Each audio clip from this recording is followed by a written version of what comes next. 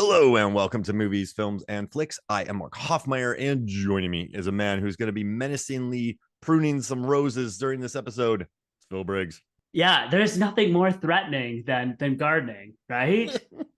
I mean, watching Pete Postlewaite prune roses and just it's yeah. Yeah, He if was a you're very old man.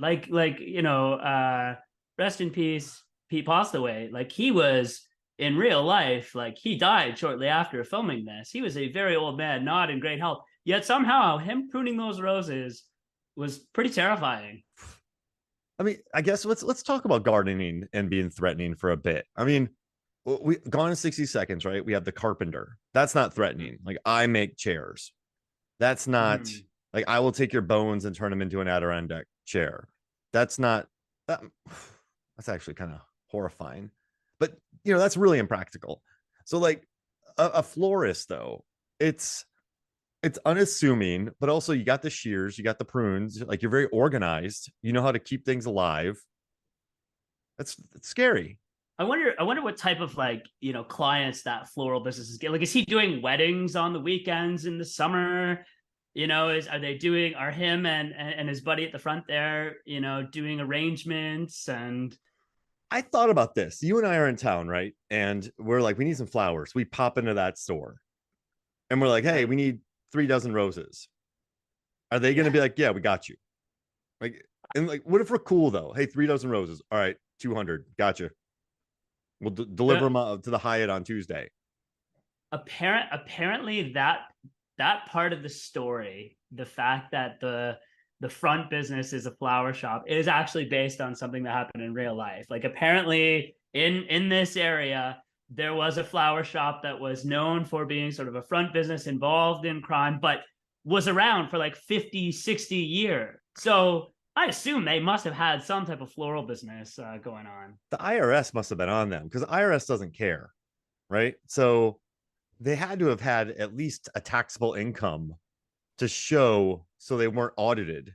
Like the last thing they want is an auditor sitting in their floral shop. Now, quick question, Phil. You are you okay, you are a criminal. You have a front and you have like you rob banks, so you wear a mask. If you're a Mhm. criminal, what kind of place would you want to be your front? And what kind of mask would you wear during a robbery? Okay. This is a robbery. Pulp Fiction. There you go. It's You're not so executing every last one of everybody, though. Just letting you know. okay. That's fair. That's fair. It is so hard for the second question. It's so hard for me to not anchor on the Mike Myers, the literal Mike Myers masks from Baby Driver. You said Mike Myers. I got Mike Like, Myers. like it's just so great, but maybe like a funny, like Jim Carrey, like crazy face. People that are listening to the audio can't see, but I'm trying to do like my best, like Jim Carrey kind of. Smoking. Yeah, smoking. Oh, the mask. That's what I want. I want a green Jim Carrey the mask face. What about you? Same. Because wear that mask and then put a little hat on it, dress like a matador. Yeah. No one, like you run into a bank dressed like a matador, like Jim Carrey from The Mask. You're going to confuse a lot of people and they're not going to be looking at you and be like, that's Jim. He's dressing like that's cosplay. He's cosplaying Yeah. like Jim Carrey from The Mask. No one's going to be looking at your neck tattoos. So, Yeah, I think all that's right. the correct answer. All right, so actually, you would be the mask, and I would go dressed up as Andy Kaufman, but I would be really into character. Yeah. You just would never just driving everybody crazy on set because you just will never break character. I rob the bank, and like, all right, Kaufman, get over yourself. Just wrestling with the bank employees, and then just really in character. And then what would be your front? Man, my front business would have to be like a Pokemon trading card shop or something like that. Because That's like maybe legitimately there's some real money there. I'm not very, much in that world, but I hear things that potentially there's some big business that's maybe plausible as a front. that is amazing. Because well, that'd be funny if you just quit the business because hey, you rob banks anymore, Phil? No, man, I just sold a Pokemon card for $3 billion. I just Yeah, got a Charizard rookie card. I don't think they're actually rookie cards, but the yeah, like those 13 things are million. worth a lot. Yeah. I would do Yeah. a What about record you? store. What's your front business? Record store. I would play Record music store. so it loud, so it'd be hard for the fuzz to get to record conversations inside. I you buy and sell. You have record store day. I think it would be I think it would be smart, right? It would be you get enough people, you get a bunch of people coming in, you do events, you have records, buy and sell. Someone comes in with cash inside a record, you buy it. I'd never thought about this before, but this makes sense to me. So I'm going to do that. A record store. Listen, everybody knows that I have a history of coming on this podcast and proposing some incredible business ideas. So I can't see how this could possibly go wrong. How long would it take for us to be arrested, considering our limo business went bust? Every business we've had has gone bust in spectacular fashion. So how Yeah, long would it take for us to be in jail to do a 9 down I in San Quentin? I would imagine San Quentin. That'd be pretty terrifying. Yeah, I'd imagine we'd probably like maybe a month or so before we get caught is probably the over under, I have a and feeling maybe though that Scorsese, Fincher, Karen Kusama, and Sofia Coppola would make movies about our month in business. mm-hmm, mm-hmm, There would be so many books and documentaries like Netflix. Hulu would have the unauthorized, Netflix would have the unauthorized, and somehow Nat Geo would get the real one, and that would go on Disney Plus. mm-hmm. Yeah, Craziest month. worth it. Totally worth it. Craziest month. There you go. That's what it's called. Who would play us? Bradley Cooper for me. Today I was at my daughter's swim lesson, and somebody was Okay. like, "They're like, I get Bradley Cooper a lot." So someone's like, "We've been wondering who you are for the last few weeks, and you're Bradley Cooper." So I want Bradley Cooper to play me. All right, you got Bradley Cooper. That's great. Yeah, let's both choose handsome Hollywood actors to play ourselves in a story about ourselves. I'll I get Jason Statham every once in a while. Bradley I Cooper pulled and up Jason Statham. yeah, what a pairing, right? Oh, They have to make that's it. this. That's it. All Hey, right. I pulled up to a McDonald's drive-through with my kids, and I had some sunglasses on. Might have been wearing my nice jacket that day. And the lady in the drive-through said to me, "Hey, man, here's your food, and you look like Jason Statham." And so I'm taking her word. I'm taking that with me forever. Oh man, we got a hit. We got a I hit. think Michael so. Mann directed. Oh yeah, if we can get Michael Mann to do it, sign me up. I don't even. Yeah. All right. Good. Can I tell you something? So I've been a fan of the Town since 2010, and this is a movie you put on your list and you wanted to talk about. I've always enjoyed it. Right. I bought it. I watched it. I dig it. Whenever people bring up Renner, I'm like, your car or mine. Like it's a very well made, well done crime film. But the research of it and knowing where Ben Affleck was in his career when he made this, and then reading about all the people that he hired to make this and the people that he surrounded himself with and why he cast certain people, it makes me love this movie more because Ben Affleck's a very smart man. I don't think he gets enough credit for being a very smart man. And after watching this movie and sort of seeing what he was going for, I have more respect for him because he took 37 million, hit 100 plus over the worldwide box office. I mean, this movie's still popular. People still quote it. Rebecca Hall says whenever she goes to Boston, she's like a celebrity and no one knows her anywhere. Yeah, And yeah. so this movie, I guess for me, I've always known that Ben Affleck was a smart man. But this one, like, I really love every decision he made in this movie, and thanks for having me do that. Like, go through this movie again and think about this movie again. I had a good time with it. Yeah, 100%. I completely agree. As far as movie that I go back to rewatch on a fairly regular basis, this is near the top of the list. I saw it in theaters for when it came out originally, and I've just loved it. And I totally agree that the three things that I heard you name there are to me the three biggest takeaways that I have when I think about this movie and why I like it. It's Ben Affleck as a director and this stage of his career and this sort of being maybe not the first step, but probably the biggest step in the Ben Affleck comeback back in 2010. It's Jeremy Renner, like absolutely. I mean, again, not his announcement because Hurt Locker is out in 2008, and Hurt Locker he's incredible in that as well. But his performance in this movie is just unbelievable. And then the third thing is it's the city of Boston. You know, in some ways, and I know Affleck said that Heat was like a really big influence, and in some ways, this movie is Heat, but it's Heat with like so much Boston flavor that makes it so unique. And so, you know, I think any of those three things, man, are things that we should definitely dive into and chat about a little bit more.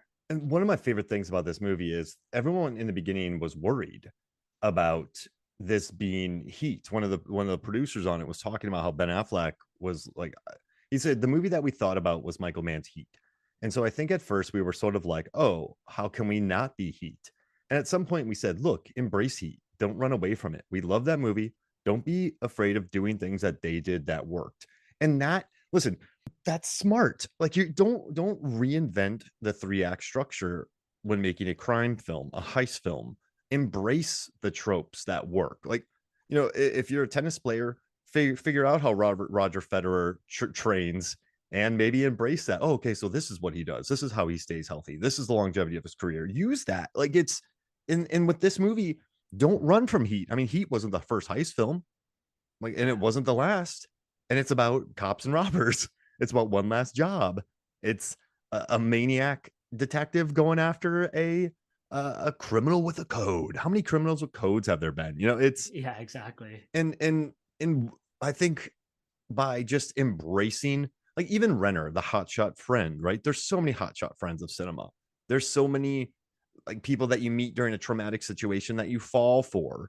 There's a heist. There's always like an ex that gets you into trouble. It's it just when here's the thing, we've talked about this many times. When you rely on, like, when you keep the plot simple, you're able to focus on characters. You're able to have Renner's speech to Affleck when he talks about shooting the guy. You're able to have Pete Postaway. You're able to have what they have, the speeches that they have, the Eskimos, and you're able to have that when the story's simple. Like, that's plain and Mhm. simple. And that's why, another reason why I love Affleck. Like, all the ADR in this movie that they recorded for this film were Boston sounds. So when they go to a restaurant, they recorded people from Boston doing ADR. They didn't just get Mm. stock ADR. They had people from Boston doing it. They had Boston birds, Boston cars, Boston sounds. He wanted this to be the Boston Heat. It's but why not? Like, it's, and also, man, like, he went and he hired some really amazing crew. He got Roger Elswit, the cinematographer. The dude shot There Will Be Blood. The dude shot Mm. American Gangster, like, Mm. Gladiator. He shot Twister. Like, the guy knows how to take a camera and point it. Then you have Alexander Witt, who also works with Ridley Scott. He was the second unit director on Gladiator. He was, the second unit. Oh wait, I read this wrong. So the Roger Elswit did There Will Be Blood, Punch Drunk Love, Magnolia, and Boogie Nights. He's Mhm. Paul Thomas Anderson's PT. guy. Yeah. And then you have Alexander Witt, he directed Resident Evil 2, but he did Gladiator, Twister, Black Rain, American Gangster. He works with Ridley Scott, who works fast. Ridley Scott works fast. If you're his second unit director, if you're Ridley Scott's second unit director who films all the action and car chases, you are legit. You are incredible. So Affleck goes out, gets Rebecca Hall, who we know is incredible, and he gets Jeremy Renner, who was on fire from. I said in SWAT. I watched SWAT and I was like, this guy's good. This dude from National Lampoon's Senior Trip, he's good. And so he was good. They got all these locals, Jon Hamm, like Titus Welliver, the supporting cast. Chris Cooper pops up, and so he brings in Mm. all the best, legitimately all the best, and that he could get for 37 million. And he shoots a really good movie with kind of the safety net of Boston with him, and that's smart. And it's just I'm saying it again and again and again. It's a smart move. It's a very smart move, and it's well researched. And yeah, Renner steals the show, but I still love it. Yeah, yeah. No, I agree, and I think that Affleck as the director really is one of the big stories here as far as the success of this film, and an amazing career turn for a guy whose career at this point, was really very much on the downswing, like early 2000s. There's all the tabloid stuff, and he's married to Jennifer Lopez, and making some just absolutely terrible movies with her, I guess, included. And so I, coming back with Gone Baby Gone, I can remember seeing Gone Baby Gone in theaters and not even realizing going in that it was directed by Affleck, and then being absolutely floored seeing the credits at the end that he had directed it. I had no idea that he even could direct or had aspirations to be a director. But to me, Affleck as a director, and I don't know, like I don't think that, I'm not sure if this is a hot take or not, but I was curious for your opinion. I think Affleck's career as a director, you could argue, is better than his career as an actor. And if you had to choose to have one or the other, which of the two would you want between his career as a director, his career as an actor? Wow. That's a gnarly question because with Argo, that tore it up. The Town tore it up. Gone Baby Gone was legit Air? air. Man, you know, someone asked me the other day, what's a movie that nobody could hate? And the first thing that came to my head was Air. He had that one hit, that gangster movie that I didn't watch, that kind of flopped. But Air, man, would I Yeah, like it's it? called Live by Night, I think. And it Yeah, got, I haven't seen it either, but it got pretty panned. live by night. And oh wow, but here's the thing. He worked with David Fincher. He's worked with John Woo. He's worked with Terrence Malick. Like even Michael Bay. I don't care. Like he's worked with Mike Judge. He has worked with some huge names. So I mean, Kevin Smith. I love his work with Kevin Smith. Mm. So do I take? I guess director. I guess director. Director. Let's take because Air, Gone Baby Gone, The Town. Yeah, let's do that. And Let's Argo. arch Yeah. which won everything. Yeah, which won everything. So as far as percent, it's obviously a much smaller sample size, but as far as percentage of hit batting average or slugging percentage, as far as the home runs that this guy's hit in directing only a few movies, they've all been amazing, right? Whereas he has had, I don't know, like what's your favorite Affleck acting performance, or your favorite Affleck movie? What's your favorite Affleck movie? It's probably the ones that he's directed, but I don't know, like What's it's interesting to think about, like his best performances. okay? Let's look through his movies. What I mean, I when he popped up in Good Will Hunting, I was like, I love this guy, but he's not the movie. He's the writer.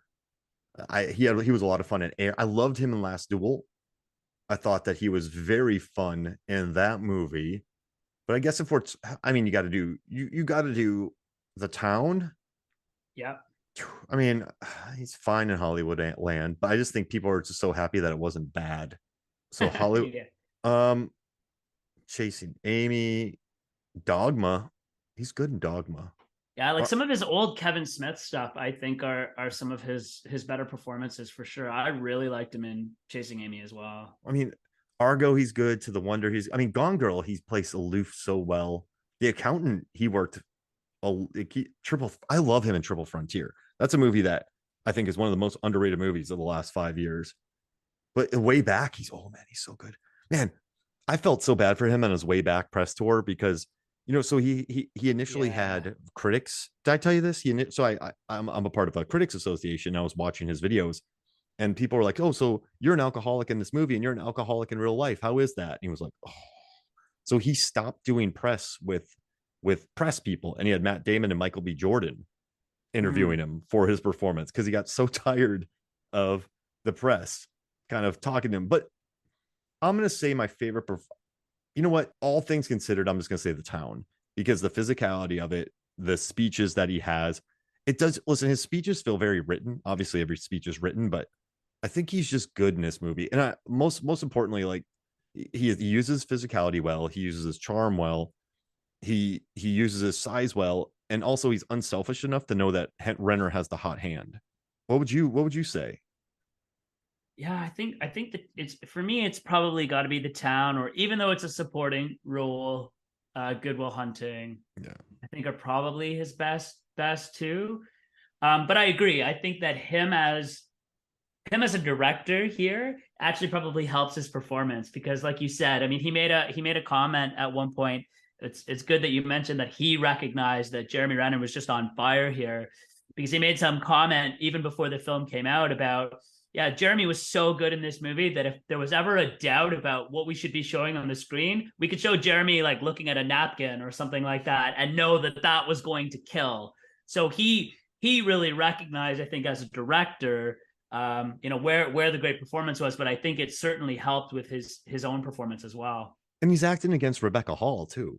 Like Rebecca Hall's gonna bring it. Like he's this dude and Chris Cooper and people like everybody he put in this movie elevated him, and that's a testament to how smart he is. But I also want to say he's gotten a lot of crap for a lot of the roles he's taken, right? But Hypnotic, which a lot of people didn't like, Robert Rodriguez directed it. Robert Rodriguez is awesome. The Last Duel is a very good movie directed by Ridley Scott. It didn't do well, but I dig it. Like Triple Frontier, JC Chandor did. I think that's a really good movie. He also, like when he had his really bad run, right, in the early 2000s, he did like like Paycheck, right? But John Woo directed that. John Woo, like one of my all-time, Robert Rodriguez and John Woo are two of my all-time favorite top 5 directors. When he did Geely, Martin Brest directed that. Martin Brest is a beast. Martin Brest has done some huge movies. Affleck still defends him to this day and still says that he's a great director. He is, man. Martin Brest is a really good director. And so, coming back with I mean, Jersey Girl, whatever. I mean, that's his boy Kevin Smith. And I think even the movies that he kind of had that weren't quote unquote great, like To the Wonder, right? That's Terrence Malick. If Terrence Malick wanted me to twirl in a movie, I'd do it 30,000 times. I think like Runner is not good, but like Gone Girl, and actually that was a big success. Like he took a chance with Batman. Like I think some of his biggest duds aren't are because he's like, oh, this is Robert Rodriguez, this is Martin Brest, this is John Woo, this is my man Kevin Smith, who I came up with. Like even his failures, I think, are quite noble, I would say. And so I have like I think he just got so big with Bennifer and all that. And I think what one really smart thing you said about Gone Baby Gone was he didn't star in it. His brother starred in it. And you had this wasn't an Affleck joint. So you couldn't just be like, oh, there's an Affleck, like, oh, there's Bennifer up on stage. You're like, no, it was a good thriller. And I think once he got that goodwill, he was able to put himself in The Town. Another smart move. But like, can I just, I know I'm talking a lot, man, but I'm really sorry. But like Colin Farrell, right? He went through A-list territory for a while, SWAT, all those movies, and he's not that guy. He's in Bruges. He is the Gentleman. The Gentleman. He is the Banshees of Inisherin. He's the Killing of a Sacred Deer, The Lobster. He's a guy that wants to be a character actor. You have, I think, even Charlie Hunnam. I think Charlie Hunnam has come into his own with The Gentleman and Lost City of Z. I think when there's just a good looking white dude, they're like, let's put you in gigantic action films and let's put you in this box, even if you're not that box. Like, we're just going to put you in King Arthur, King of Swords, or Pacific Rim just because.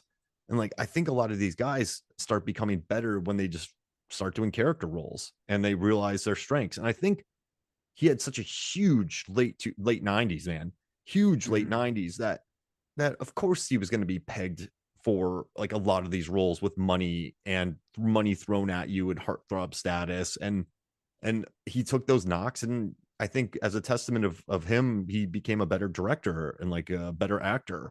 So yeah, once again, I have a lot more respect for him, but I think that's not until he realized like, I'm not changing lanes. I'm not Paycheck. I am The Town. I am Argo. I am Air. Yeah, I hope he didn't speak in third person, but that's what I envisioned. Well, yeah, he didn't say Ben. Ben is Argo. No, I totally agree with all of that, and it really got me thinking again. The fact that it's such a great film that he's directed and such a great performance. I was also thinking and doing some research on great acting performances by directors who are directing themselves. And I found kind of a cool list out there. I'll give a shout out to YB Entertainment News that put this list together. I didn't pull their entire list. I just pulled the ones that I had heard of or maybe seen myself. And I want to get your reaction to some of these. These are the great acting performances by directors directing themselves, okay? I've got 9 of them. So tell me what you think. I'll get your reaction to each of these. The first one is Orson Welles directing Citizen Kane. Cool. That's a 10 out of 10. right? Kind of hard to disagree. Eastwood obviously is on here a couple of times. So Unforgiven or $1 Million Baby, 10 out of 10. probably his best two performances in films that he's acted in, right? Listen, Unforgiven for me is an all-timer, but can we like Citizen Kane, the strong lineup that he had? Unforgiven, you have Gene Hackman melting the screen, right? You have Morgan Freeman. Like it's just it, these are all smart people doing smart things with their directing. Who else you got? This is fun. Number three is Woody Allen directing Annie Hall, Oh, which yeah, him and Diane Keaton on fire. Yeah. number four, Richard Linklater in Slacker. Oh, that's more of a necessity for me, right? Like, actually, I read the book about Dazed and Confused. It's lovely. I love Slacker. Slacker needs more praise for getting clerks off the ground. He's good, but he's very Austin, and that's the Austin vibe. So yeah, he cast himself well and saved money. There you go. Number five is Ben Affleck in The Town. So I think that they nailed that, and that performance should definitely be included on a list like this. Number six is the guy that's going to be playing you in the movie about us and our business ventures, Bradley Cooper, directing A Star Is Born. Huge, gigantic film. And yeah, he was really praised as being, again, similar idea, very smart guy who maybe doesn't always come off that way for whatever reason, or isn't always perceived that way. But I mean, he started with like The Hangover, right? Well, he was in Alias, but then like The Hangover and like Limitless. I think he and sort like of Wedding Crashers. He had that crazy role in Wedding Crashers. Yeah. Mm-hmm. All right, number seven is Kevin Costner in Dances with Wolves. Oh yeah, and Robin Hood, Prince of Thieves. Did he directed Robin Hood, Prince of Thieves? No, another Kevin guy did. My bad. What about Keaton Ivory Wayans? And I'm gonna get you, sucker. Not on this list, but I was gonna ask you if there were any glaring omissions. So let's add that to the bottom. All right, two more. Ben Stiller in Zoolander. Oh my gosh, yeah, wonderful. Right, so good. I'm not an Ambi Turner. It's and then the last one was Ed Harris for the movie Pollock, which I guess he won I've never seen, but won an Oscar for Best Actor. So, I guess if you direct yourself towards winning a Best Actor Oscar, then, you deserve to be on the list. I love some Ed Hair. Oh man, so good. I don't know if I could pick the best out of all those. I'm gonna go Eastwood with Unforgiven. Yeah. I mean, but Cooper though, singing and but you know what's interesting? Most of those directors had been through it by the time they did that. Well, except for like Orson Welles, he was a young buck, but I dig that. I mean, also I think Spike Lee maybe should get a mention because he like Mookie and Do the Right Thing. He didn't get an Oscar nomination for his performance. He's not the lead role, so I guess he puts himself as more of like a side character in it, not the main character. But yeah, no, that's like I'm just gonna put directors who directed themselves. Is that what it is? Actors who directed? Actors who, or I think I can't remember what I what I did to find this. Yeah. But I mean, I think Robert De Niro in A Bronx Tale. Wow. Oh, Michael B. Jordan in Creed 3. He did good. But no, I think all time though, you got to look at like Unforgiven. I'm gonna go Unforgiven. Yeah, I think so. There's 20. Oh wait, Joel Edgerton directed. Oh, Mel Gibson, Angelina Jolie. This is a quick list. This is a long list to go through at this moment. But what do you think? Who do you think has? I think Unforgiven is probably. I think either of the Eastwood movies, in all honesty, Unforgiven or $1 Million Baby would probably be my pick. How does he do it? Like they probably shot those movies in what, like a month, right? Yeah, Eastwood shoots quick. Yeah. Oh man. Oh my goodness. But yeah, no, I mean, I think Gone Baby Gone, and look at the Town budget, right? 37 million. Crazy. And I think that's the only way he could direct it.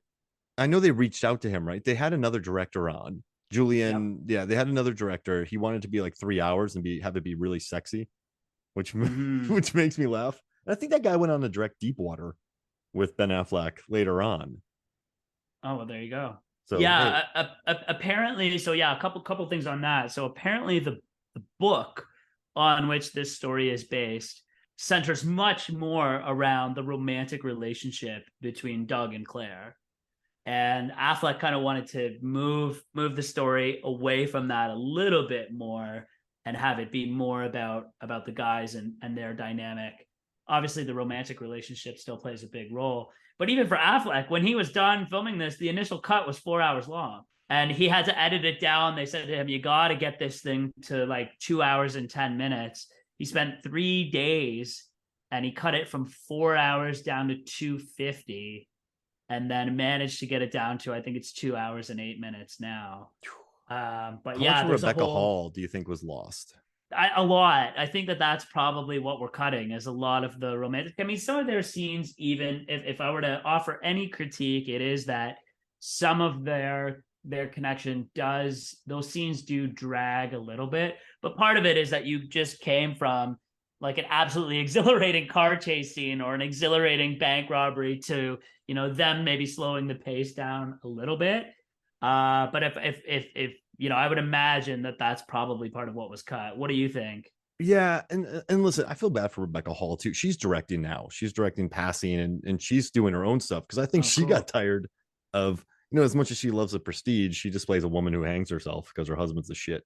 Yeah. And you this one, I think she very much so is in Iron Man. Her character got cut down for toys. She was supposed to be the original lead villain, but then they switched over to Guy Pearce because they were worried about toy sales. So Hmm. then you have this one, which she's really good in. And 10 years later, she still has nothing but nice things to say about this movie. So I don't think she harbors any ill will. But yeah, I mean, she's like the richer townie who comes into Charlestown and helps do kickball and like kind of a saint, right? There's no three-dimensionality, which I wish I had a better word for that. Because Renner gets his speech. Chris Cooper, you learn about him. Like Ben Affleck, he's a hockey player, and even Jon Hamm, I think, breaks the rules and he goes bad. Like he kind of has an edge to him. I think Hall is just sort of the heat element to, like, he finally learns everything he's been missing because good old Blake Lively is just a street fighter. I think it took a rich townie bank manager to make him realize there's better things in life. So it's maybe give him hope. So she represents more of a symbol rather than a character. So I think that a lot of that went. Yeah, that makes a lot of sense. All right, so you touched on Blake Lively quickly. Let's do, a minute on Blake Lively. She's going for it in this. Do you think that she pulls it off? Because it seems to be a bit of a polarizing performance. People either love it or hate it. I mean, here's the thing: Ben Affleck hired her in a really great oral history because he was pigeonholed in roles, and so he was worried about Blake Lively. Now, like I've seen Blake Lively in Simple Favor, Shallows. I think she's really good in Shallows. She holds the screen effortlessly. Like if she's not a good actor, you couldn't do what she did in Shallows. She's a very good actor, but I think this role you sort of feel the acting a little bit, and I think too. I mean, she wasn't that experienced at the time. She was coming off a Gossip Girl. She took a big chance by taking this role, and I think I really love that Ben Affleck hired her because she did the work. She spent a month with people. She did as much as she humanly could. But for and listen, she's Blake Lively's awesome, man. Like I think she's great. Like awesome business person. That Betty Buzz is crushing it right now. Like, but this role, I was like, she's good, but I feel the acting, Yeah, if it's a that good way to makes put sense. it. Is it Yeah, it totally. um and listen, you got to respect that they put themselves out there, that they gave themselves that role, but I just felt it. I don't know. Like I never felt Renner acting. I never felt, and he had been at it longer to be fair. I never felt Rebecca Hall acting or Titus Welliver acting, but I just felt her acting. And maybe that's the baggage I took in from knowing she was from Gossip Girl, right? Like that's or from Accepted. Maybe I just was like, oh wow, this is because when you know what I think the problem is of going against type is you when you're an audience, and I'm not saying expectations should rule everything, but the best thing about movies sometimes is you just flow with it. Nothing pulls you out. So when someone goes against type, you just feel that, right? And that takes you out of the movie a little bit unless it's done right. And so it kind of takes you out a little bit. She goes for it, but yeah, I felt it. If that, I just had, so you bringing that up, going against type, just brought to mind for me. So I just had this exact same experience. I just watched Ford versus Ferrari for the first time the other day.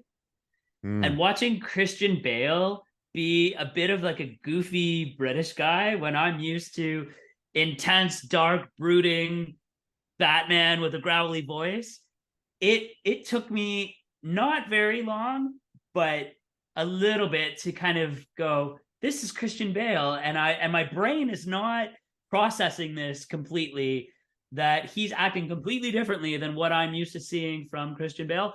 By the end of the movie, because he's Christian Bale and he's an amazing actor, he totally nails it, and it's an amazing performance that I loved, and my wife loved the movie and loved him in it as well. But that was a recent experience where I kind of felt that expectations versus I can't kind of get out of my head the other roles that I've seen you in before, and it's going to take a little bit of time. Christian Bale made it happen pretty quickly, but I think you're right. I think with Lively, it's maybe a little bit hard to see past kind of the perception of her at this time. Makes total sense. And listen, I'm happy that he didn't cast an actor who played those roles typically, because then it's just, oh, you're just that. So I'm listen, it's cool she did it, and but I just feel it. I don't know. Even watching it again now, yeah, that's just sometimes you feel it. Is what I'm saying. I'm not saying it's a bad performance, but it just seems like acting when I think the best acting doesn't feel like acting, Mm-hmm. if that makes sense. Yeah. Yeah, absolutely. But I mean, All right. I was a little bit worried about this episode when I first watched the first watch of the town, because I was worried about what we were going to talk about. And we've stretched movies out for long periods of time, but this is such a kind of standard robbery film, right? You get the first robbery, and then you get a witness that you the love story, you get the dogged cop, you have the kind of maniac X, the loose cannon friend, the robbery that almost goes wrong, and then the robbery that goes wrong, and then the guy walking away. So thematically, I don't know if it's the richest of films, but it's just really well made, and it made a lot of money. And like you said, it's a good put it on and watch it film. So I don't think it needed to be a thematically rich film. But when we talked about Collateral, when we talked about other films, I think there's something to sort of talk about and latch onto. Whereas this one, I was a bit worried, but I think there's so much there with the behind the scenes stories and the way they shot it and the way they conceived it that makes me happy. Also, Adrian Lynn was supposed to do the town, but then Ben Affleck later appeared with him in Deepwater. So I wonder Mm. if they remained friends for 12 years or so, and Affleck went and acted for him in a movie because he remembered the town. I just want to put that out there because I hate when I forget a name, but yeah, that's Yeah. Adrian Lynn. Very cool, very cool. No, I agree. I agree. I think why we love this movie isn't because it's unique in the sense of the themes, the stories, and yeah, you and I do like to dive into the Prestige, Memento, Inception, these movies that have these complex plots and crazy ideas and things like that. This is not one of those. But even things just like the setting. So you mentioned each of the different bank robberies. Like I love robberies number 2 and 3. The setting of where those take place features so prominently and makes this so unique. The getaway scene driving the minivan through the narrow streets of the north end of Charlestown, and then they do the car switch and they're driving through the traffic because they have to get to the bridge before the bridge gets lifted so that they can get away. And there's the great The line cop. because and we have yeah, we haven't talked yet about like George Carroll and Owen Burke, the two local Boston guys that they hired that are so good. George Carroll, especially, who's great in Gone Baby Gone, which was his first movie First. ever, zero acting experience whatsoever, and he kills it. And he kills it in this movie too. And that amazing getaway scene during the second robbery where they make it to the bridge and he says, that's how you drive an effing car. Like just such a great scene. And again, yeah, like standard kind of bank robbery almost goes wrong, chase scene, but it's that setting, those narrow streets, the fact that they're in this small neighborhood, they've got to get to the bridge. To me, that just adds so much to what would maybe, could be generic, but makes it really unique in this film. It's one of the things that I love. Yeah, I mean the tight roads. I mean Fenway Park empty with. It looked like they just dragged people out of bed in Boston and put them in the movie, and the level of authenticity that's added from someone who grew up there.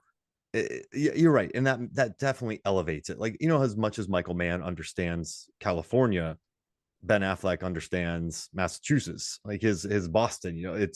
He understands that city. Michael Mann understands Los Angeles, and you feel that, you really do. Like Collateral, you feel it. Like Heat, you feel it. You just you get that sense. But yeah, the tight streets. I don't think I've ever seen a chase in a minivan. And when they get out and the cop, which is based on a true story, the cop looks at him and just looks away. Turns his head the other way. And Unbelievable. the bit about the nuns and just the driving, and you know why else it's a really good. So the first robbery is perfect, right? When they go to the bank, because they check the bills, they lay the bleach, they burn the car, they kill the fibers, they you're like, oh wow, without saying it, you're like, they nuke the camera footage. They know what they're doing. They are a tactical smart unit. And so the second one, which I love with the minivan chase, it's wait, yeah, that's the first one. Right? Yeah. Wait, the second one is the armor car who wears the The vest on the truck. outside. Yeah, A vest on the outside, pants tucked into his combat boots. that's like my favorite line in the movie because that feels like they did a lot of work, and I love that too about him. Like, oh yeah, he tucks his boots in there, and yeah, he wears his vest on the outside, and yeah, just watching that getaway, the tight roads, and the smart thing is, sorry to I want to attention there, but the smart thing is they got to get to the, and so Yeah. once you establish that, I don't even know where Boston the bridge is, but they got to get to it. Yeah. And Yeah. okay, cool, they got to get to the bridge. So when I'm watching this whole chase scene, I'm like, where's the bridge? They got to get to the bridge. So I don't know where they are, I don't know where they're going, but there's a clear objective, and that's what creates and that's what Affleck's really good at. The scene with the tattoo, with when Jeremy Renner, when he pops up to meet Rebecca Hall and he puts his Yeah. hand, Ebert praised that. Ebert's like, when you can get tension out of a dude putting his hand on the back of a guy's neck, you have done something right. And so watching that scene where he puts his hand on the back of Renner's neck, and hey, we got to get to the bridge. We are in Fenway Park and we have to get out. He sets it up so simply and it's so easy to follow. But that's not, here's the thing, Phil. If it was that easy, every heist movie would be good. So he's Mhm. clearly doing something that's not easy. And I know it's not thematically rich, but what he's doing was really difficult and smart and shrewd. So I'm not selling it. I'm not saying it's not great, but that's why I love the research, because it's like he made so many smart decisions, makes this so easy to follow, that's why it's a classic, and that's why I made a ton of money. I love that you said that too. It's literally actually one of the lines in the movie where they're kind of scouting out Fenway Park. They're at the game the night before, and Affleck says to Renner, "This isn't going to be easy." And he said, "Yeah, kid, if this was easy, everybody would do it." Right? Oh That's yeah, exactly right. I've walked on that exact street where they come out of Fenway Park. I've been there. I've been to Fenway. Been on the Green Monster. Like, to see them film that in there, and having been there and walked around, it's just incredible. And so unique, right? Fenway is such a crazy baseball park that probably doesn't make any sense. They would never build anything like that now, but it is just such a cool building, cool place. Walking around the streets there with all the little shops and everything, it's just such a cool part of the city. And so for them to go there and to be able to film there and do the heist, and for Affleck to use sort of some of his celebrity cred with, letting Major League Baseball, letting them they were film into and it. that sort of thing, just amazing. Yeah, and the NHL wouldn't let him wear a Bruins thing, so they had to stitch over it. It's a fake Bruins Yeah. jacket. I did not realize that until I read it. But yeah, it's like a knockoff B logo basically for the Bruins. Yeah, that made me laugh to read that. Let's punch people's teeth in, but you're not allowed to have the violence there. But the MLB was like, yes, we get it. Yes, come on, Affleck, come on, and I think most of the budget in the town went to the permitting. So I've worked in Boston a couple times, and I did an event there in an empty warehouse that they use for parking, and we had to pull 137 permits for one weekend, a 2-day, 3-day event. 130. We had to hire a company to spend thousands of dollars to get us 137 permits. We had to have fire marshals on there. Like, I had to take all of the charcoal. It was a cooking event, water it, scoop it up, put it into things, water it again. Like, I was at the location till 3 a.m.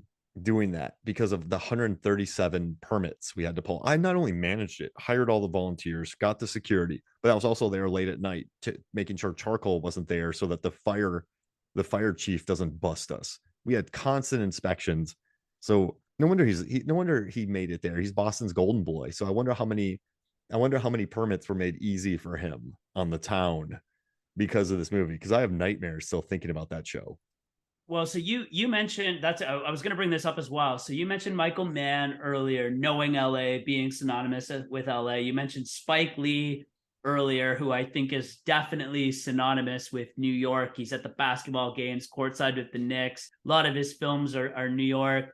Woody Allen, synonymous with New York. And then Affleck and Damon are very much synonymous with Boston and very much part of this sort of stretch of movies about Boston or featuring Boston that get made. Are there other examples that you can think of? I know I'm putting you on the spot here, but off the top of your head, of actors, directors that are synonymous with a specific location? I tried finding stuff and couldn't find too many other examples. Well, I think Robert Rodriguez moves all over, but he only shoots in Texas mostly. So I mean, like, but he's mostly known for filming in Texas, not like yeah. So Robert Rodriguez in Austin, Texas, I think. I mean, Kevin Smith in New Jersey. Yeah. Wes Anderson moved from Texas, so I don't think he's there too much. I mean, you have all like the French directors, British directors, but like as far as stateside, you got Who Flack, Bigelow's all over the place. We don't really have Harmony Korine has done 3 movies and worked with people in Florida 3 times. I wonder like Beach Bum and Spring Breakers. Let's see, Louisiana, maybe not. North Carolina, Detroit. This dude. I mean, Sam Raimi's Detroit guy, but he doesn't really film it. Well, he filmed that Alice movie with James Franco in Michigan. So, but that's kind of mostly Bruce Campbell. Yeah, I can't off the top of my head. I can't really think of too many. It's a good question though. Yeah, it's just something that I thought of because again, when you think of like you said, Tyler Perry, Atlanta. Okay, Come on, there you go. that's I like was wondering if there was a good Atlanta example. yeah, Tyler Perry. Yeah. Jeez Louise. Yeah, I can't believe I left that out. Okay, good. I'm glad you got to that because yeah, when you think of Affleck and you think of Damon, you think of Boston, right? Because of Good Will Hunting, especially. So there was a funny story about this being filmed in Boston and at Fenway too. So they're filming at the Fenway scenes early one morning, 7 a.m., making all kinds of noise. And someone comes out of an apartment nearby in their pajamas and starts screaming at people on the crew, like, "What are you guys doing?" It turns out it's Jonathan Papelbon, the relief pitcher that played for the Red Sox. And so again, just like a hilarious, like memorable Boston centric story that Papelbon, like again, one of Boston's golden boys, was tied to this film because of complaining about them making noise early in the morning. Film shoots are horrifyingly loud, so I get it. If you're a baseball player and you got to play, I'd be pissed. Oh man, and real quick, like, what are your favorite moments in this movie? Like, let's touch on some little ones because I was just looking through my notes and I got reminded of when Affleck walks into the florist and he's like, "Oh, Rusty, something went wrong. Like, come in here," and just shoots a dude in the head. Yeah, so tricky.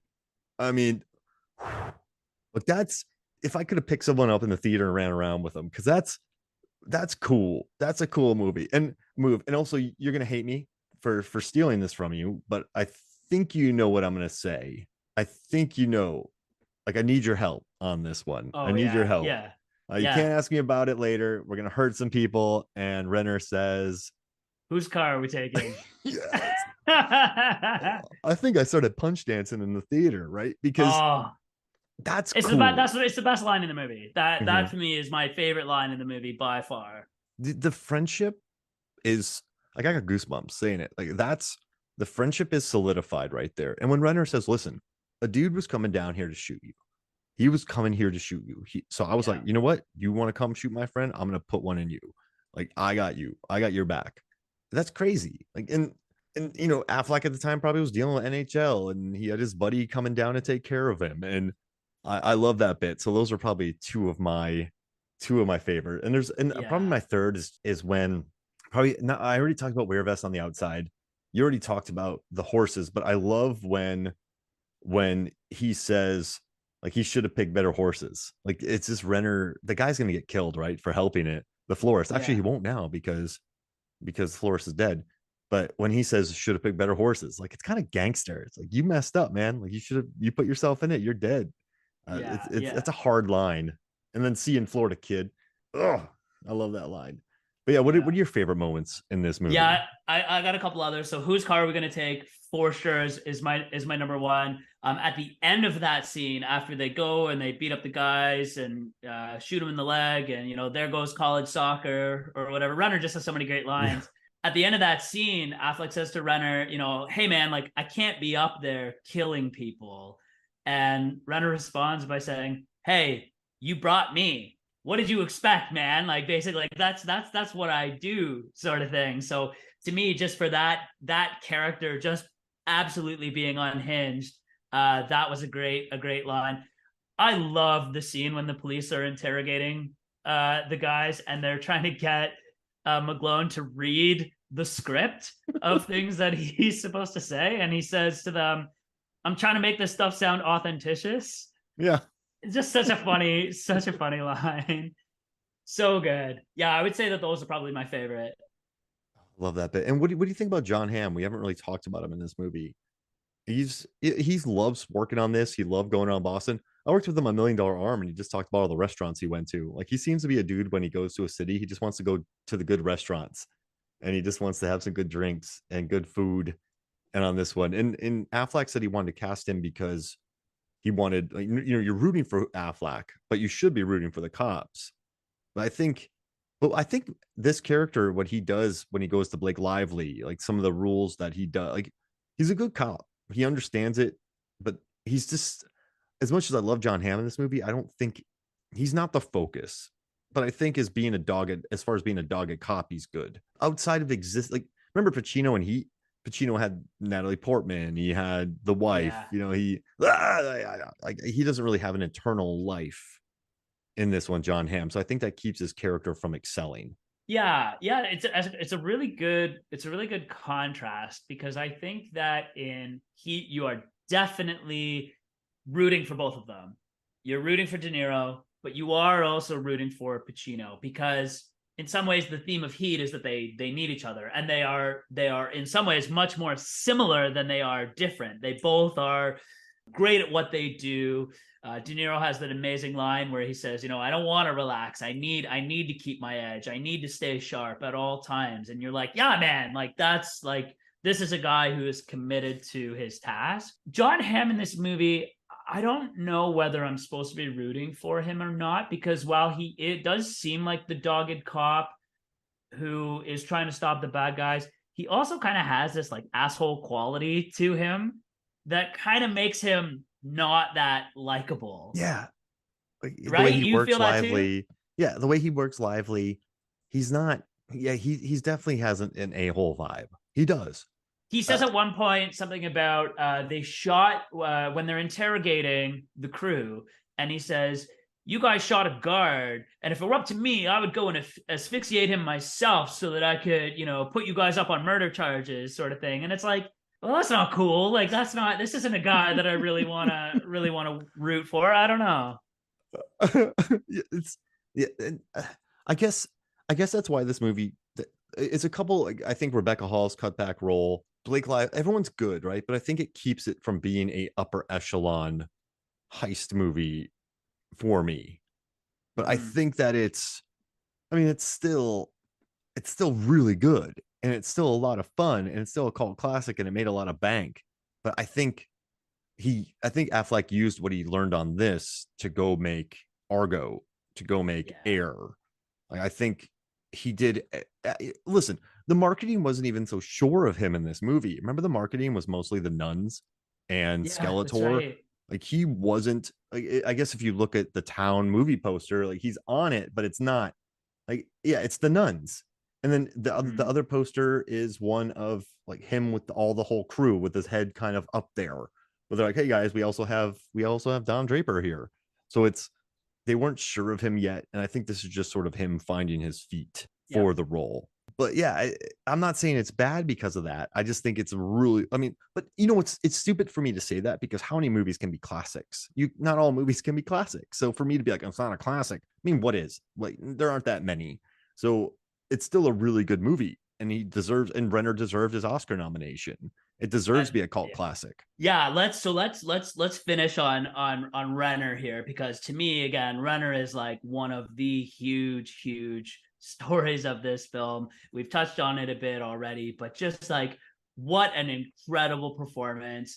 So he's nominated for Best Supporting Actor, where the film doesn't get buzz as being like a Best Picture or Best Director or anything like that, but his performance single-handedly stands out as far as this film goes. And it's kind of cool, like just some of the things that I read about this, like it was actually Casey Affleck, Ben's brother, who suggested that they consider casting Renner for this role because he'd worked with him on the assassination of Jesse James, I think, and said, yeah, you should consider this guy. And you did ask, in terms of my favorite moments in this film, to me, I would say the best scene in the entire film is where Jem discovers Doug out for lunch with Claire while she is in the bathroom. And we talked about the tension, like they've got to get to the bridge on time, that sort of thing. There is no scene that better encapsulates the tension that Affleck can create in this film, and that Jeremy Renner, through his amazing acting, creates in this film than that scene when they're at lunch, because you just have no idea what the guy is going to do. We've already seen in the first, hour of the film, he's willing to do anything. He's willing to shoot guards. He's willing to, hit people in the face with his gun. Like he's absolutely out of control. He kind of tries to play it off as nice and smiley. He tries to be charming and funny, but then he delivers that line where he says, well, you got to be careful with Doug. He's always bringing his work home with him. And he goes from like this big smile on his face to an absolutely stone cold, like stare at Doug when he says that line. It's absolutely spine chilling. Yeah, that's his Oscar moment right there. And yeah, and most importantly for me with Renner in this movie is I believed him. And like when that speech he has, Renner has this sort of squirrely quality to him in that scene, and he also has this very menacing vibe at that moment. It's very suspenseful because he would hurt Rebecca Hall, he would kill her, he would threaten her, he doesn't care, and he's being a brat when he's there, and he's also hurt that his best friend didn't tell him. So there's a lot of emotions going through this guy, and Renner plays through all of them in one scene. It's perfect. And so no, he's great. And I just want to say real quick on Facebook, I asked 3 questions. I'll go through it real quick, but I put, what's your favorite Ben Affleck film? What's your favorite heist scene in a movie? And where does The Town rank among other heist films? Chris Kelly said Good Will Hunting. Then he put, he loves Hurricane Heist. And he said it's an excellent movie. And he said it's like top notch, very well done, very well executed, but he doesn't think it's one of the upper echelon. Neil Mitchell said he loves The Accountant and Heat. Like he said, Heat is the best heist scene. Tom Tresimer loves Armageddon, Heat, and he said that it falls below Heat, Point Break, and Ocean's 11. And Aaron Newworth loves Affleck and Dogma because I think he's really good in Dogma.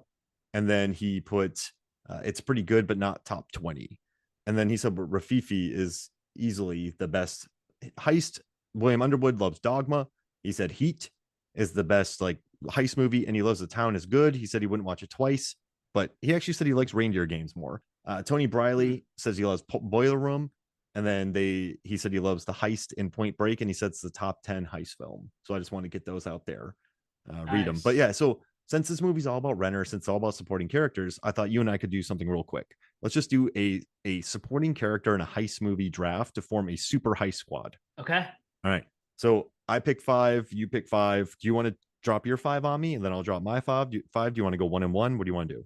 I think we should do 1-on-1 back and forth. I don't want to take. I mean, I have a feeling if it's okay for me to do the first pick, because I feel like there's kind of an obvious first pick. Yeah, that is one that we might fight over. So all of the people that you just read off, most of them had Heat toward the top of their list as far as heist films, and I would say that I agree with them. And so for my first pick in the supporting characters in heist films draft, I will take Val Kilmer as Chris in Heat. I wrote Heat Chris before you even said it. It's the obvious first pick, right? I think it's the obvious first pick. It's perfection. Perfect. Like he's Kilmer. I just get goosebumps. He's perfect in Heat. He brings the heat. He is so good. I wish I had more to say good. Other than he's perfect, but he's the heart and soul of that movie. He's so good. For me, I'm going to take Han from Fast 5, played by Sung Kang.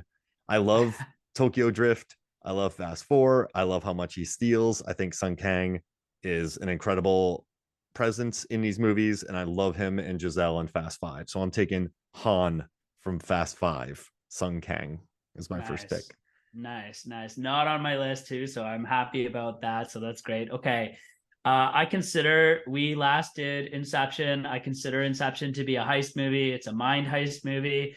A whole bunch of great supporting acting performances in this, but I'm going to take Cillian Murphy as The Robert billionaire. Fisher because to me that's the performance that stands out the most. And speaking of Cillian Murphy, can you give me like 30 seconds on Oppenheimer? Because I feel like you saw it recently. No spoilers or anything like that, but just 30 seconds on Oppenheimer. What did you think? It's Chris Nolan taking all of his years of experience, and we talked about Memento too, and making a beautiful 3 hour movie in the theater. I went to an advanced press screening, but there was also the Terra Theater, local Atlanta theater, was open back up, so they also had tickets in conjunction with a film festival that's in town, and for 3 hours in packed seats, old school theater, no stadium seating, you're smushed in there, nobody moved, no one got up, no one looked at their phone, no one fidgeted. It was just staring at a screen for 3 hours from a packed theater. I was about 6/8 of the way back,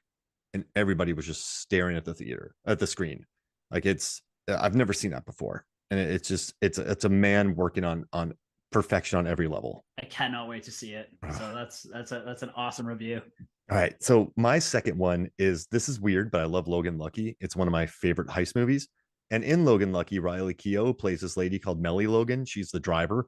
She's like a hairdresser who's also just an incredibly fast driver.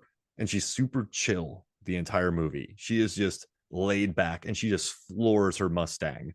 So if we have a driver, I want Riley Keough in here because I love Logan Lucky and she's hilarious in it. Like she's just super chill. She'll be driving hair. She'll be doing hair. She's like, oh, I got to go help out with a robbery. I'll be right back. Floors it. No, like just perfection. So I'm taking Riley Keough from Logan Lucky. Okay, cool. I like it. For my third pick, I debated between two characters in this movie as well, but I'm gonna go this direction just because of the connection to the town. I'm gonna go with Jon Hamm from Baby Driver. Oh, dude. Hey, I took Darling, Isaac Gonzalez from Baby Driver. There you go. Perfect. So it was literally either that pairing. You also could go Jamie Foxx from Baby Driver as He's well. Too scary honestly, though. I don't want him on my team. so scary. Well, I want him on my team, not against me. But all of those performances are fantastic. The supporting cast in Baby Driver is unbelievable. So we took the couple. We took the couple in this movie. Yeah. When he sees red, you see black. Yeah. Perfection. Yeah. That makes me so happy, man. We're going to talk about Baby Driver. You have that on your list, right? Baby Driver. I think Baby Driver we probably need to do next. We've hinted at it a little bit. It's been on my list for a long time. So I think Baby Driver is probably up next. Yeah. I just covered Scott Pilgrim, so I got a lot of Edgar Wright on my brain. So I would love to. I would love to talk that. All right. So I already said that I have Darlene on there, so I'll skip one, and I'm going to still include her, but I'm going to say Ludwig. So Matthias Schweighöfer. I wish I could pronounce that better. My apologies, but let's go with Ludwig, and he's from Army of the Dead and Army of Thieves. He's a safe cracker, and I mean he gets killed. Well, never mind. But yeah, he's in Army of Thieves. He's a very likable German. He's in Oppenheimer, and so yeah, I will take. We need a safe cracker, so I went with Ludwig from like a real chill presence. He's not going to be the leader. He's not going to mess with anybody. Like he's just going to be super chill. So yeah, that's my person. My next pick is also going to be super chill the majority of the time until someone's ear has to get cut off and we need to do some dancing while that's happening. So I'm gonna go with Michael Madsen as Mr. Blonde from Reservoir Dogs. Stuck in the middle with you. Oh, he's scary. I mean, kind of in that like super chill, like kind of again in that not quite as intense as Renner, very chill but very unpredictable. You really don't know what's going on in that guy's head. Oh yeah, that's great. I love it. I love that movie too. I'm glad you did Reservoir Dogs. That's a classic heist film. So I kind of jumped ahead of you because I dropped my Isaac Gonzalez pick. So I have Han, Melly Logan, Darlene, and Ludwig. But there's a movie out called Widows, and I really wanted Michelle Rodriguez in my list, but because she's in Widows. But then I realized that Cynthia Rivio's in it, and there's a scene where she's running in Widows. They're robbing a place. It's a heist movie, and she's running. And I'm like, she runs in real life. Like very rarely do you see Hmm. actors running. And I read like while filming this, she ran a marathon. So like she Oh, just cool. shoots and then she goes to run a marathon. So we need a fast runner. Like we need someone who can kind of take off and run a marathon. So I took Cynthia Rivio from Widows because it's a cool movie. And I don't think I've only watched. So there's been only a couple times in my career of watching movies or TV shows where I went, that person's a runner, and it was in the OA with the star of that, and then it was Cynthia Rivio in Widows. So I'm taking her. That's my pick. That is impressive. And I agree that it is totally noticeable that most actors are terrible runners. Just terrible. It's like they had to get coached a lot of the time on how to run, like how that even works It's just mechanically. So yeah. for you to see an actual good runner, a good marathon runner, yeah, I think that's a good pick. I like it. All right, who's your final one? And then let's narrow it down to five real quick when we have all 10. Okay, my final one, he's gonna be cool. He's again gonna bring like a real chill vibe. He's gonna be eating the whole time in every single scene that we're in. Uh, Rusty, I Ocean's I 11. would, yeah, like I was thinking like Brad Pitt again, couple different heist movies. They consider Snatch a heist movie, so we could say Mickey, but I think it's a little more on the nose to go with Rusty from Ocean's 11. Yeah. Oh, he's beautiful in those movies. I'm working on a Brad Pitt assignment right now, and he's so good. He's perfection. He's chill. All right, so who I'm gonna since you're the guest, I'm gonna let you break it down to five. Five Okay. total. So we have Han from Fast Five, Melly Logan, Belle from Widows, Darlene from Baby Driver, Ludwig from Army of the Dead, Chris from Heat, Fisher from Inception, Jon Hamm from Baby Driver, Mr. Blonde, Reservoir Dogs, and Ocean's 11, Rusty. What five are you taking on your mission? Are you keeping your five? Like, what are you doing? I think we got to mix it up. So I think we definitely want the marathon runner. That's Ludwig from Army of the Dead. Or Darling? Oh no, that's No, Belle from Widows. Belle from Widows. Okay, so we definitely want Belle from Widows. I really liked that. You really sold me on the argument there. I think we got to pick one of Darling or Jon Hamm, Buddy. I don't know that we want those two together. Why don't we go with Darling? Oh, because Buddy's a little crazy because he's a little crazy. We need one crazy Yeah, person, but he loses it. All right, I like yeah, that. yeah. And then I think Can we put let's Chris from Heat? we gotta have Chris. Chris, Okay, Chris, okay, Chris was the first, the yeah, yeah, obvious first pick. Chris has to be in there for sure. I think we put Rusty in there yeah. You know as what's funny? I was about to well. say Rusty as well because Yeah, he's a better Han. I love Han, but Rusty's Rusty. yeah. And then okay, so then we got one more. I don't think we want Killian Murphy, great actor, but I'm not sure how he wasn't. He kind of in Inception just sort of gets shot, and they kind of have to drag him through that entire mission. So I don't think we need him. I don't know. What do you think? Do we go with Mr. Blonde? Well, do we have a driver? Can Belle's the runner? Darlene is the passenger. Chris, Yeah. Rusty. Do we have a like? Do we need a We need a driver driver. like We a need a Han driver. or like a Melly Logan? Do we need like? I think Rusty could get the safe open, right? Chris could get the safe open. Yeah. So I think we just need a driver. I think Melly Logan, like you said, she's so you said she does hair and then just goes off, and so she's got a good alibi too. Like, oh, I was just here doing hair the whole time. Yeah. I think we go with her. Oh, I love this squad. So we have Belle from Widows, Darling from Baby Driver, Chris from Heat, Rusty from Ocean's 11, and This is probably the favorite. This is incredible. This squad makes me very happy, man. This is just like this episode. It makes me very happy. I was talking to Megan earlier, and I was like, I'm really excited to talk about Heat. She's like, I think you're excited to talk with Phil. I'm like, well, yeah, that too. She was right on both accounts. She was right on that. So this is a lovely episode, man, and I love our squad. Yeah, it's a great squad. I can't can't see how they wouldn't be successful. I like it. I like it. I'm gonna put together a collage and put it up on MFF and promote our team. But yeah, man, this was awesome, Phil, and thank you so much for joining me. Hey man, anytime. Thanks so much for having me. It's been a pleasure. Awesome. So for me, Mark Hoffmeyer, for Phil Briggs, this is Movie Stones and Flicks. We'll see you next week.